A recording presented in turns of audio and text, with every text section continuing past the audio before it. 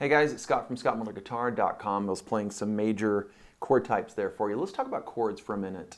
I've done a lot of videos on this channel for scales, modes, chords, arpeggios, and stuff like that. I get asked a lot about seventh chords. Let's talk about that just for a minute. If you recall from other videos, we said a major chord is just a three-note chord. So is a minor chord, so is augmented or diminished, so is a sus4 or sus2. Those are simple three-note chords. A constant question I get is, well, how can you say, Scott, that this C chord is a three-note chord when you have 5 strings?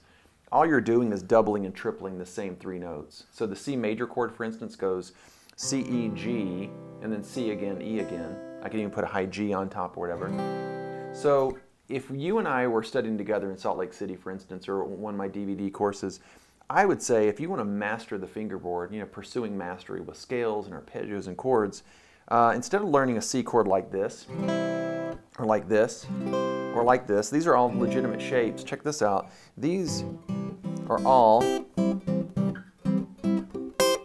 this is just one, let me see if I can get those tight frets up there. Those are C major triads or C major chords all over the neck, and that's just the closed voice or close voiced triad shapes. Very, they're in a close position. They're all within an octave. That's what I was trying to say. So we can do that. Again, we can do major like this. We can do minor, augmented, and then diminished.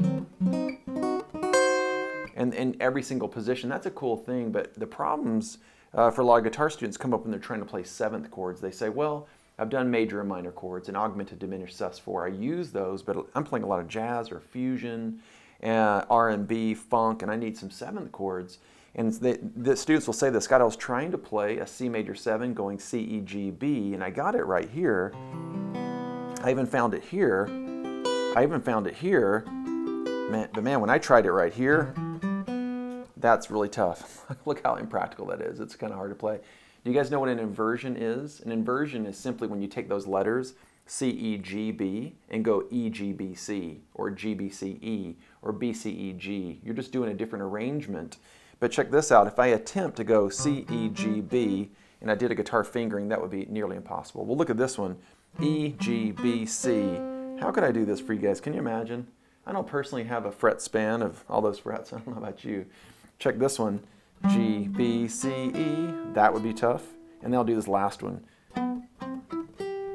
So guitar players, based on jazz arrangers, use a concept called drop voicing. So there's a drop 2, a drop 3, drop 2 and 4. All this means is that you're taking a chord, and this is not an exhaustive video on drop voicings. We'll give that. I just want to show you a couple of chords and what they're based on. If I took the chord like this, C, E, let me give a close-up shot. My fingers here. C, E, G, B. A drop voicing is simply this. If I go C, E, G, B, and I'm calling the B number 1, it's the 7th note in the scale, but it's the highest note in this voicing. So B is the 1, and the second note, the G, is the 2nd letter from the top, and E is the 3rd letter from the top, and C is the lowest or 4th letter from the top. A drop 2 voicing, for instance, would be B is the 1st, right? G was the 2nd note from the top. You drop it an octave. Now, why do we guitar players want to do drop voicings? Why? Because we can't do this, but we can do this. Here's a drop 3 voicing. Here's a drop 3. Isn't that nice? Or a drop 2. Now, there's also inversions like this. Okay, you hear that? And we're doing... The reason, again, guitar players use drop voicings is because now we have some usable shapes on the guitar. So let's be clear, this video is not about every conceivable inversion of a C major 7 and all the positions. I thought I would show you how to play, I guess if you could play a major 7 on the 6th string and the 5th string, that would cover a lot of tunes, wouldn't it? And again, if you want all these voicings, we can do those in other videos, or check out the other videos for that.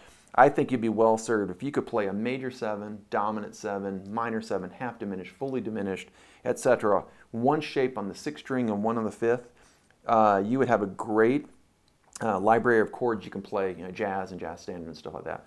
So I'm going to show you what's called a C major 7. Yes, it's a drop 3, and then C major 7, drop 2. Again, I don't want you to be overly concerned with the theory. I just want to show you where the concept comes from. But here's how to play a C major 7 on the 6th string. Okay, and by the way, if you've learned from my videos the notes on the neck, if someone says play A flat major 7, well, you just go to the A flat and do that. How about G major 7 right here? How about D major 7 or E flat major 7? So this one shape, which has no open strings, you can play anywhere on the neck, okay? So here is C major 7, and I should give you the theory behind it. A major 7 chord is simply built from the 1st, the 3rd, the 5th, and the 7th notes of a scale. So here's a C scale. I'm going to take the 1, the 3, the 5, and the 7. C, E, G, B. So guys, play with me. C major 7, root 6, the lowest note is on the 6th string. We're going to go 6th string 8th fret, okay? Skip the 5th string. 4th string 9th fret, 3rd string 9th fret, and then 2nd string 8th fret. So fret-wise, remember we're skipping the 5th string and the 1st. You're playing strings 6, 4, 3, and 2. Fret-wise, you're going 8, 9, 9, 8. Is that clear? Finger-wise, I'm going 1, 3, 4, 2. So again, this is C major 7 on the 6th string. By the way, most guys are never going to say, hey, play C major 7, drop 3 on the 6th string. They're just going to say play C major 7, and you're expected to be able to play it wherever you play it, okay? So let's do this one more time. C major 7, root 6th. It's going to go 8th fret on the 6th string, skip the 5th string, 9th fret on the 4th, 9th fret on the 3rd, and 8th fret on the 2nd. You can play the shape anywhere on the 6th string. Let's give you a great C major 7 on the 5th string or a major 7 on the 6th string. This one, there's no gap in the strings. So you can certainly spot, hey man, when there's a gap, this is a drop 3, meaning no 5th string, and there's no gap, this is a drop 2. So, and then it's a different arrangement. Instead of going C, B, E, G, it's going to go C, G, B, E.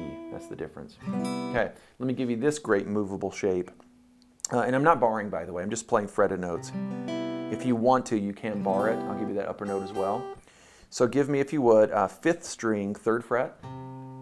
Okay, 4th string, 5th fret. 3rd string, 4th fret. 2nd string, 5th fret. That would be great. If you want to, I know a lot of students struggle with the bar, but if you're okay with the bar, put down your first finger on that 3rd fret and play that 1st string 3rd fret as well. Okay, so we would have this going from 5th string through the 1st. We would have 3, 5, 4, 5, 3. Does that make sense, guys? C major 7 on the 6th, C major 7 on the 5th. Okay, guys, I'll see you at the next video. We're going to talk about dominant 7th chords. See you then. Oh, and by the way, click subscribe if you haven't. Go download the free guitar ebook below. It's a free ebook I wrote for all the YouTubers out there. I hope you enjoy that. But yeah, check out the next video, Dominant 7th Chords.